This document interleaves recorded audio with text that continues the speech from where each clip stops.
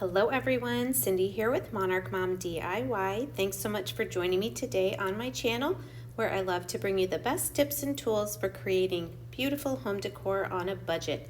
Today I have 4 budget farmhouse DIYs for you.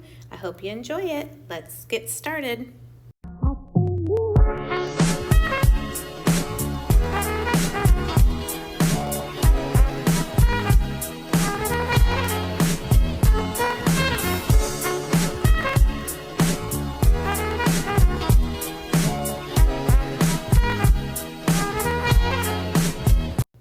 For our first project today, we are making this tiered shelf using 4 of these wood trays from Dollar Tree and 2 packs of the 5-gallon paint stir sticks.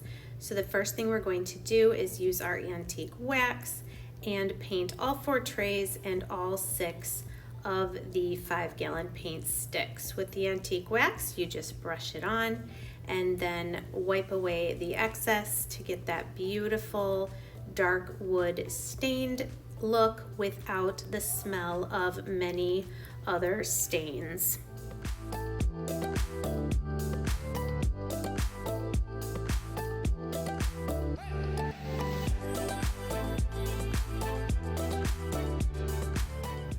Once all of those are dry, you can see I'm going to take one of the paint sticks at an angle and I'm going to space out the 4 trays with about 3 inches in between. I have the bottom corner of the tray right at the edge of the paint stick, and then the top edge will stick out just a little bit. I'm going to attach these down with a combination of wood glue and hot glue.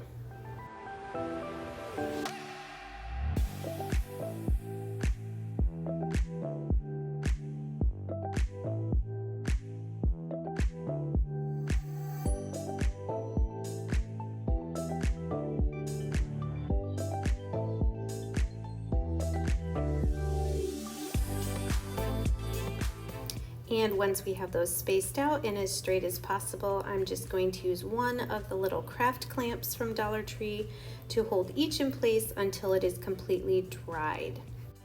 Then using more wood glue, you can see I'm going to also use hot glue and attach the top of my diagonal paint stick to the one that is straight up and down. Then taking the other diagonal stick, we're going to then line that up and glue that down on the other side of each of our trays.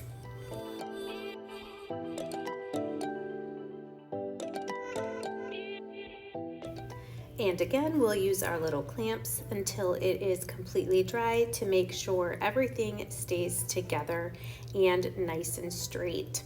Now, I did cut a couple pieces here to fit across the back on the bottom of our unit. I'm going to put 2 of these together with wood glue and clamp them until they're dry, and then these other 2 slightly longer pieces are going to brace the sides on the bottom. So here's those 2 pieces that we glued together.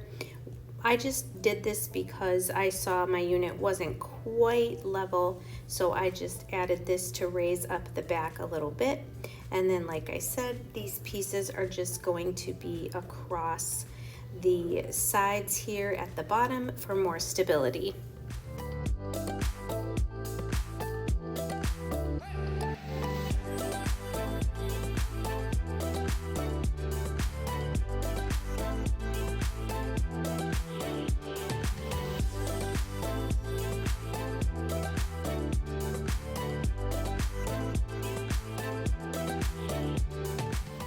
So this was definitely one of those projects that kind of changed as I went and I had to modify.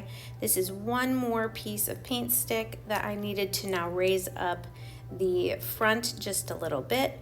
But once I had everything all level, you can put whatever sort of label you want on the front. I decided I've had these chalkboard clothespins for a while. I thought I would go ahead and put one on the front of each of my trays just with some hot glue once I cut off part of the clothespin. The great thing about this project is you could modify it however you want to fit your decor. I've had this fresh flower market sign from Dollar Tree since the spring, so I thought this would be a nice addition to the top of the project. Now these fall grass, I thought these were really pretty. I've used these in one other project. I decided to make little flower bundles that would then set in this tray as little decorative flowers for sale at the market. So I just trimmed the stems, put some hot glue, and I'm going to wrap some jute twine to put all of these together as one little bundle. And then once you've wrapped it enough, just put some more hot glue and trim off that jute twine. I did this with all 4 of the colors that I had in this fall grass.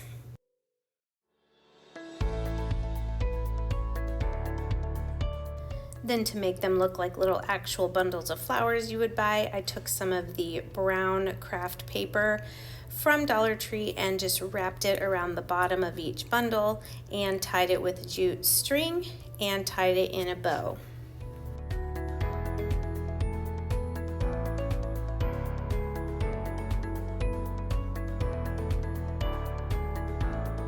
And here's how my wood tray, tiered tray turned out. Of course, like I said, you could change this for any theme, have it where you can change out the decor seasonally or whatever fits your house decor style. If you're new to my channel, I hope you'll consider sticking around by hitting that subscribe button. Our next project is a floating shelf pedestal riser. I'm using 2 of these white floating shelves, and what I'm going to use for the feet are some unfinished wood spools, but you could use wood cubes from Dollar Tree or even make feet out of tumbling tower blocks.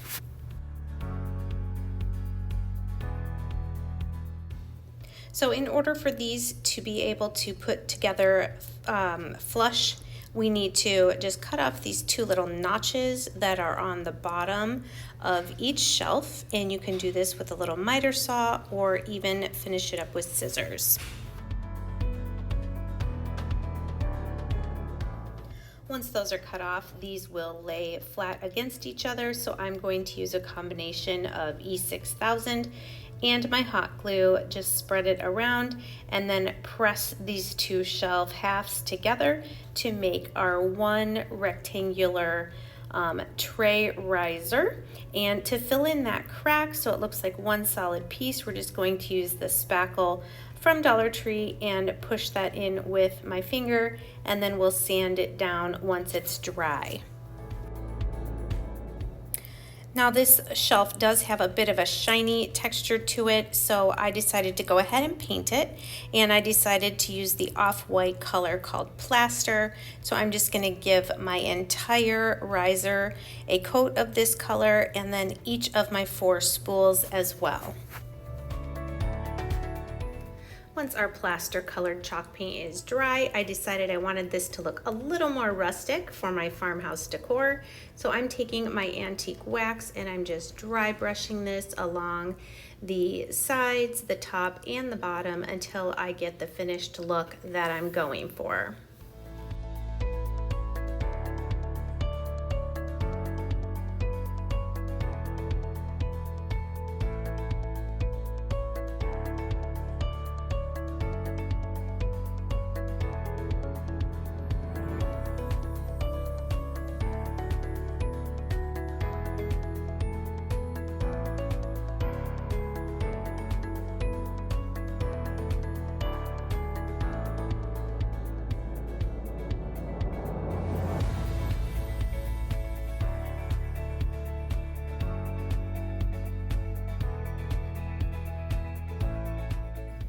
Once the tray is dry, I'm also going to do the same dry brushing on each of my 4 legs that again are those unfinished wood spools that you could use cubes or tumbling tower blocks to replicate.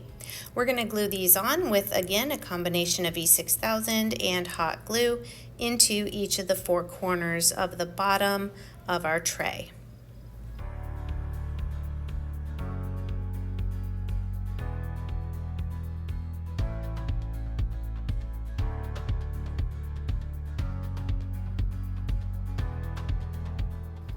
And here's one example of how you could style this simple farmhouse pedestal riser that we made from those 2 floating shelves. You can change this out seasonally or leave it just neutral all year long. For our third DIY today, we're going to make a stacked wood box display. You guys really wanted to see projects with wood items from Dollar Tree, so I'm using 3 of these boxes with lids and some giant craft sticks. So these are super cute boxes, but I wanted to cover up the cut out images, so I'm taking one of my giant craft sticks from Walmart, marking off where I need to cut it so it will fit perfectly inside that lid, and just trim them up with scissors. It's going to take 3 of these pieces just to cover up that design there on the inside of the lid. So I'm going to cut 9 pieces of the giant craft stick to cover the image on all 3 of the lids.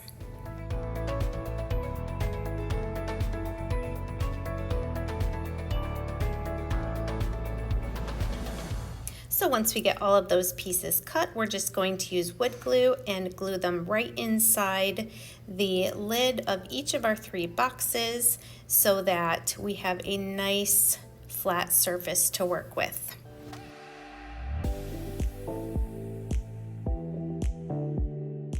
So here's all 3 of our boxes and the wood lids. We're going to give these all a nice coat of my favorite, the antique wax, but of course you could paint these whatever color you'd like or even leave them the plain natural wood.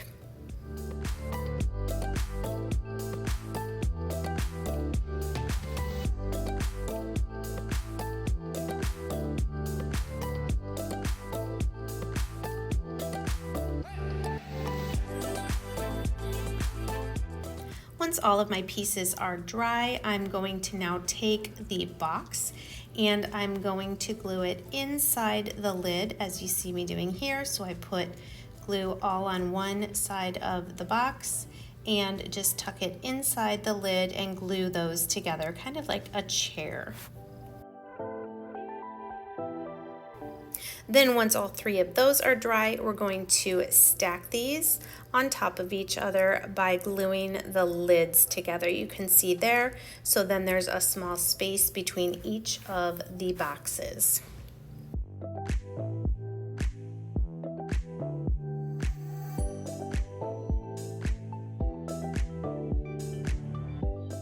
And here's what they look like when all 3 are stacked and dried. You could stack more or make some of these side by side even, however you want to use these wood boxes. So I just decided to take some of these 3 little greenery, burlap greeneries from Dollar Tree, tuck the bottom one and the middle one in, and then the top one, it was looking a little sad to me. I could see the foam through the burlap, so I decided I needed to amp this up a little bit. I cut the foam so that that cement was not there, and I'm going to put this inside a small little terracotta pot. But first I just gave it a coat of our white Waverly chalk paint. Then once that was dry, we're going to glue the foam inside and then add some floral moss and then put the plastic greenery back in.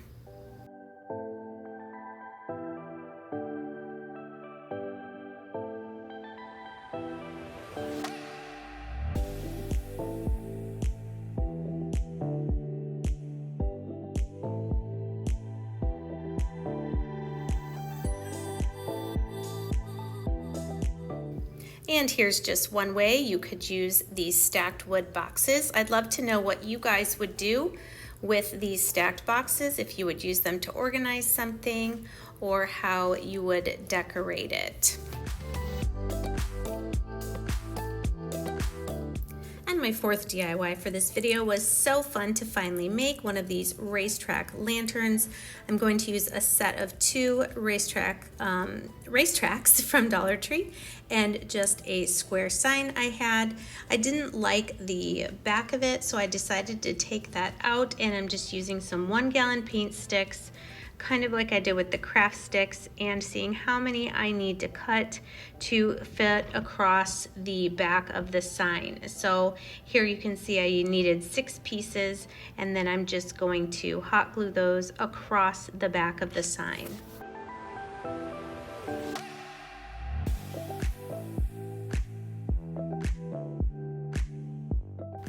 Now these sets of Hot Wheels tracks from Dollar Tree you get 2 pieces, they're 24 inches each. So here I'm just using a ruler to measure where the center, or 12 inches, will be on each of the tracks. Then I'm using some of these clear gems, and I'm going to add some texture to my lantern by hot gluing some of these along the track with some E6000 and hot glue. I'm also going to add 3 of them to the sides of my box.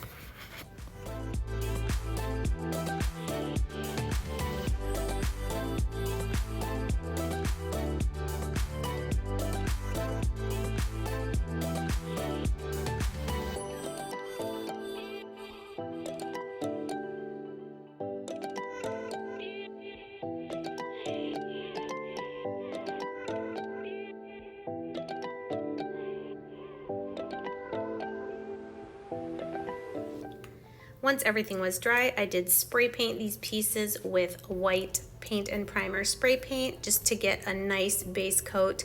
And then I did go over them again with my white Waverly chalk paint to give it another coat of paint, but also the matte finish.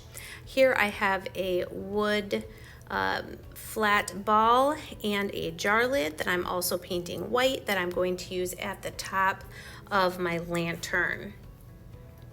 Here you can see again, I'm just painting also the front of each of my tracks again, and using my brush to really get in the little edges there to cover up any orange that might be remaining.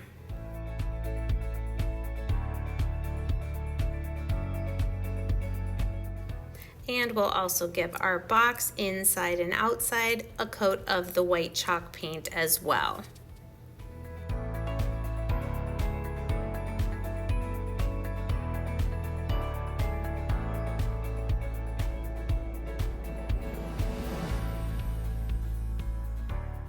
Now that our base coat of white paint is dry, we're going to start building our lantern. So here you can see I'm going to use some E6000, and I'm going to glue 1 piece of the Racetrack from one corner of the box across diagonally to the other corner. And we're going to let that dry a little bit, secure it with some extra glue on the inside as well. Then we'll take our second piece of track and go across the top of the first piece, again diagonally, corner to corner. I am going to add a little extra E6000 there where the 2 pieces will meet and they'll cross at the top, and then again glue this second piece from the one corner across to the other corner with the E6000.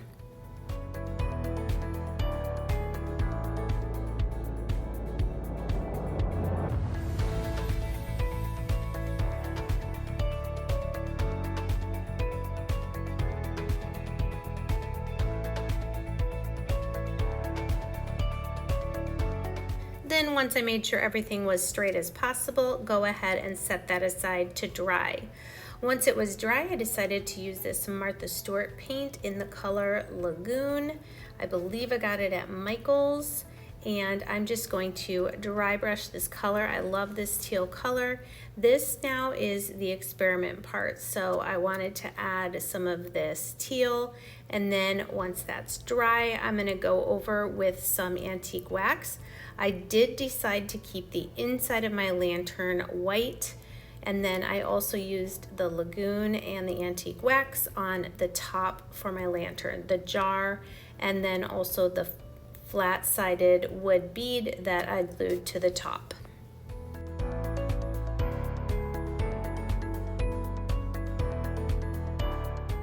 So So once I had the teal how I wanted it and it dried, I went ahead and dry brushed now the antique wax.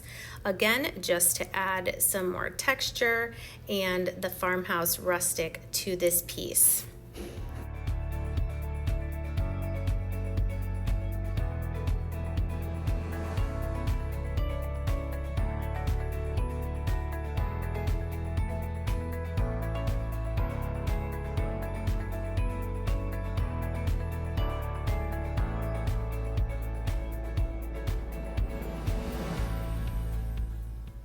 Then the last step for constructing the lantern is to go ahead and glue the jar lid with the ball on top to the top of your lantern with some E6000 and hot glue.